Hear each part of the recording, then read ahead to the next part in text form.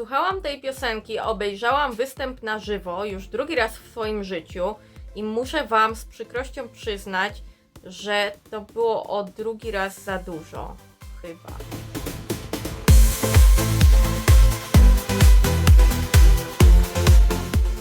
Hej wszystkim! Witam was serdecznie na moim kanale. Dzisiaj skomentujemy sobie po raz kolejny dwie piosenki, ponieważ skomentujemy Słowenię oraz Hiszpanię, wybrane w sobotę. Ja już od samego początku zachęcam was do tego, żebyście zostawili jakiś komentarz, żebyście zostawili łapki w górę, subskrypcję.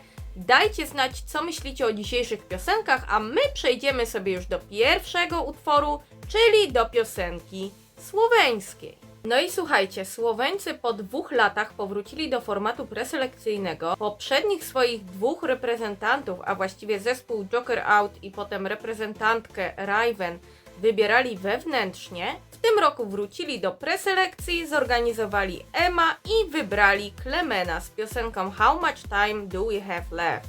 Ja tych preselekcji słoweńskich nie oglądałam, ale piosenkę znam, ponieważ słuchałam jej i przed preselekcjami i później jeszcze widziałam występ, także Słowenia tegoroczna nie ma przede mną już żadnych tajemnic, ale ja na razie wam nie powiem, co myślę i o występie i o piosence, a zareaguję na nią za chwilę. Ale najpierw jeszcze, tak jak zawsze, powiemy sobie chwilkę o Słowenii na Eurowizji, jak sobie radzą, a radzą sobie raczej średnio, raczej słabiej niż lepiej. W ostatnich latach albo finału nie mają wcale, albo mają i zdobywają jakieś odległe miejsca w tym finale. Zobaczymy, jak będzie w tym roku, czy Klemen przyniesie finał Słowenii na Eurowizji. I myślę, że po tym wstępie możemy przejść już do mojej reakcji na tę piosenkę. Zapraszam serdecznie.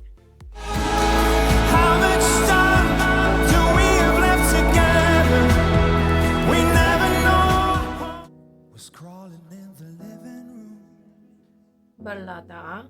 A jest sam na scenie. Fajna atmosfera, taka cozy. No jakoś takie... To jest niby przyjemne, ale nudne troszkę. Czuję w tym autentyczność, w sensie, że to nie jest jakiś produkt, czy jakaś taka piosenka na zasadzie, a zaśpiewam sobie. Widać, że on czuje to, co śpiewa. Lubię takie rzeczy właśnie, jeżeli czuć, że artysta ma jakieś połączenie ze swoją muzyką. Aha, obracają go, dobra. Jestem ciekawa, jak oni to zrobili w ogóle. W sensie samo obrócenie nie, ale on potem sobie tak wisi i oni go puścili i normalnie latający Klemen. Ale no, fajny efekt.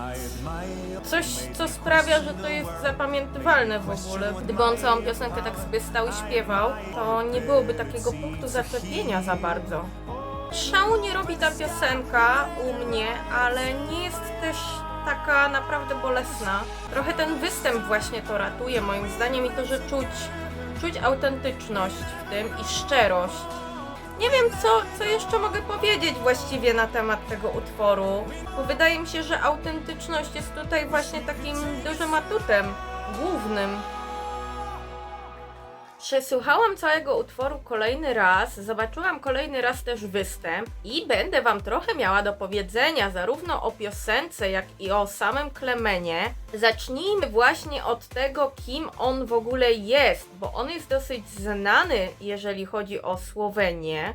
Klemen jest generalnie taką osobowością telewizyjną, medialną, satyrykiem, komikiem, jest dosyć znany i to nie tylko w Słowenii, ponieważ jak wpiszecie sobie Klemen właśnie w YouTube, to znajdziecie takie przeróbki o różnych politykach, takie no moim zdaniem naprawdę nieźle zrobione, śmieszne, które mają miliony wyświetleń na YouTubie i to właśnie on wciela się w rolę tych polityków. Ja wam zostawię albo w przypiętym komentarzu, albo w opisie linki do tych takich najbardziej znanych jego dzieł. Tam naprawdę ma sporo tych wyświetleń, wiele milionów. I jak na Słowenię to jest bardzo dużo, zwłaszcza, że to się przebiło też tak międzynarodowo, nie tylko w Słowenii. Natomiast tutaj mamy go w innym wydaniu, to jest ballada, jest taka wolna piosenka. No i właśnie tutaj przesłanie tej piosenki też do mnie przemawia i sama historia, jaka się kryje za tym utworem, ponieważ on wyjawił, że piosenka opowiada o tym, że jego partnerka w 2016 roku otrzymała bardzo poważną diagnozę i była bardzo poważnie chora. I o tym właśnie jest ta piosenka, o tym, ile czasu jeszcze im zostało, o tym, że nasz czas na świecie jest ograniczony i żeby go wykorzystać, żeby po prostu zobaczyć, jak życie jest kruche. I ja bardzo lubię, kiedy muzyka do czegoś nawiązuje, kiedy coś za tym idzie, za tym tekstem. Oczywiście to nie jest jakiś wyznacznik, że wtedy piosenka jest od razu super idealna, a jak tego nie ma, to jest beznadziejna, bo są piosenki z takimi podstawowymi tekstami, które bardzo lubię i wcale jakby nic się nie kryje za słowami tych piosenek, ale tutaj no myślę, że jest to dodatkowy atut i ja to traktuję jako plus, że jest w tej piosence coś, co ma jakieś przesłanie i że ona nie jest o niczym. Myślę też, że to sprawia, że on jest taki autentyczny w tym, ponieważ on śpiewa o czymś, co mu się naprawdę przydarzyło, co jego dotyczy i co było pewnie bardzo ciężkie. Ja też go znałam wcześniej. Ja się ucieszyłam, bo właśnie myślałam, że może będzie tym razem coś właśnie takiego w klimacie śmieszniejszym.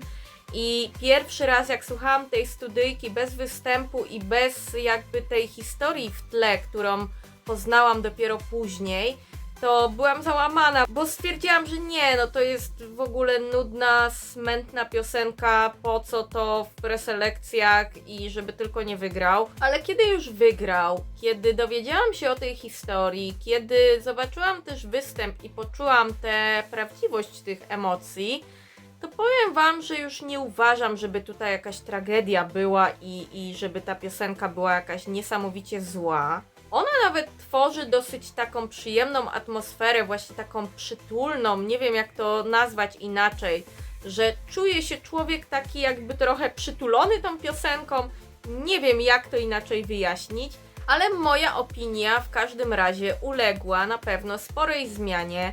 Już nie patrzę na ten utwór jako na jakiś potencjalny bottom 5 u mnie w topce. Nie będzie też raczej wysoko, jeżeli już będziemy mieli wszystkie piosenki, ja będę swój ranking układała, ale myślę, że też nie będzie gdzieś na samym szarym końcu, bo tak jak mówię, coś w tym utworze do mnie przemawia i coś w tym do mnie trafia. No i tutaj czas na to, żebym wystawiła ocenę tej piosence i powiem wam, że się bardzo mocno zastanawiam. Nie mam zielonego pojęcia, jak ja się z tym utworem czuję właściwie. Kurczę, chyba ocena 3 albo 3+, tak mi chodzi po głowie w tym przypadku. No bo sama piosenka nie robi na mnie jakiegoś bardzo dużego wrażenia, ale z drugiej strony no właśnie nie robi ani bardzo pozytywnego wrażenia, ani bardzo negatywnego, a że ja też jego ogólnie lubię i znałam go wcześniej, tak jak powiedziałam przed chwilką, to ja mu tutaj troszeczkę od siebie dodam, może ten plusik właśnie. Niech Klemen ma, niech się cieszy. Niech się cieszy, że jakaś randomiara z Polski dodała mu plusik do oceny. No ale też de facto, no myślę, że to jest sprawiedliwa ocena, ponieważ tak jak mówiłam, mamy tutaj historię, która idzie za tym utworem, mamy autentyczność, mamy taką przyjemną atmosferę. Ja myślę, że ocena niżej niż 3 byłaby naprawdę niesprawiedliwa z mojej strony. Teraz część pod tytułem Jak oceniam szanse Słowenii na Eurowizji w tym roku. Niestety przyznam trochę z bólem serca, że ja tutaj szans na finał zbytnio nie widzę. Słowenia nie ma też w półfinale za dużo państw byłej Jugosławii, mają tylko Chorwację, nie mają Austrii, a tam jest dosyć duża diaspora słoweńska. Więc wydaje mi się, że niestety tutaj za dużych szans nie ma. W dodatku jeszcze pierwsza połowa tego pierwszego półfinału, więc już tym bardziej gdzieś to może zginąć i myślę, że niestety tak będzie. Ja jeszcze upatruję jakiejś minimalnej szansy dla Słowenii w tym, że być może ta historia, która stoi za tym utworem, pójdzie gdzieś w viral, może ludzie się o tym dowiedzą, może będą chcieli zagłosować z tego powodu. Natomiast ja, jeżeli mam w tej chwili jakieś przewidywania wobec wyniku Słowenii na Eurowizji, to ja obstawiam, że finału nie będzie. No i teraz czas przejść do Hiszpanii. Hiszpania też wybrała w sobotę formatem preselekcyjnym swoją prezentantkę Melody z piosenką Esa Diva.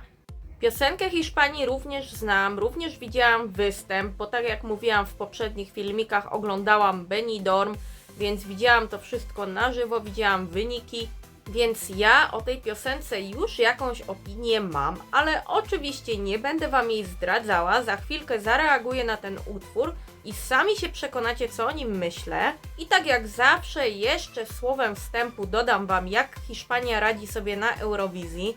Oni oczywiście w finale są co roku, ze względu na to, że są w nim po prostu automatycznie, więc o finał martwić się nie muszą Hiszpanie. Natomiast w tych finałach wyniki mają raczej słabe. Tak naprawdę w ostatnich latach jedynym wyjątkiem jest Chanel i piosenka Slow Mo, trzecie miejsce w 2022 roku. Więc to było jakieś takie światełko nadziei dla Hiszpanii w ostatnich latach. Ale prócz tego regularnie notują bardzo słabe miejsca w tym finale, przeważnie gdzieś na samym końcu. A czy tak będzie w tym roku, to się okaże, a tymczasem ja Was zapraszam na moją reakcję na piosenkę Melody pod tytułem Esa Diva. Una diva es valiente, poderosa, su vida es un jardín lleno de espinas y rosas. No tak po hiszpańsku bardzo się zaczyna. No ma taki bardzo typowo hiszpański vibe ta piosenka. Bardzo, bardzo. Taki latino vibe. Kto wymyślił mi, że ja mam mieć kanał na YouTubie i komentować latino bopy, których ja nie lubię? No kto to wymyślił? A, ja. Okej. Nie przekonuje mnie to. Ja w ogóle tak bopów typowo nie lubię jakoś bardzo, ale takie typowo latino-hiszpańskie bopy to już w ogóle mi nie podchodzą. No tam się dzieje sporo na scenie. Sam obraz moim zdaniem jest okej. Ten staging ogólnie, no widać, że jest jakiś pomysł na to, ale piosenka no nie przekonuje mnie absolutnie, nawet w najmniejszym stopniu niestety. Jak ktoś lubi takie klimaty właśnie a la hiszpańskie, to jemu ta piosenka siądzie bardzo. A jak ktoś nie lubi, tak jak ja, to właśnie wręcz przeciwnie. Znaczy dynamiczny staging na pewno na plus. Jeżeli mam szukać plusów, to tak, to staging dla oka jest fajny, przyjemny. Chociaż ja nie wiem, czy ja tam trochę kiczu za dużo nie widzę. Powiedziała typiara w różowym. Okej. No nie wiem, no ludzie. Co ja mam powiedzieć? Okej, posłuchałam tej piosenki, obejrzałam występ na żywo już drugi raz w swoim życiu i muszę Wam z przykrością przyznać, że to było o drugi raz za dużo. Chyba. Totalnie nie mój klimat, nie mój vibe. Ja w ogóle takich bopów za bardzo nie lubię, ale z drugiej strony no też bopy potrafią być naprawdę chwytliwe, ale takich typowo latino, hiszpańskich, no nie jestem w stanie tego jakoś przetrawić, niestety. No nie przepadam za tą piosenką i myślę, że ona będzie u mnie w topce bardzo nisko. Kurczę, no nie chcę być jakaś chamska czy niemiła, ale no z drugiej strony też chcę być szczera, więc no moja szczera opinia jest taka, że nie podoba mi się ta piosenka. I cóż ja mogę tutaj więcej dodać? Przejdźmy może do plusów. Plusy moim zdaniem są takie, że fajnie jest ten występ skombinowany. W sensie takim, że ogląda się to ok. Jest tam sporo dynamiki na scenie, dzieje się tam. Człowiek się na pewno nie nudzi oglądając to. Ale co by się tutaj więcej nie znęcać nad tą piosenką, to ja po prostu przejdę do oceny. A miałam się nie znęcać nad tą piosenką, kurde, a ja muszę ocenę wystawić. No kochani, moja ocena, ja Was proszę, nie bijcie mnie, ale wystawiam tutaj ocenę 1.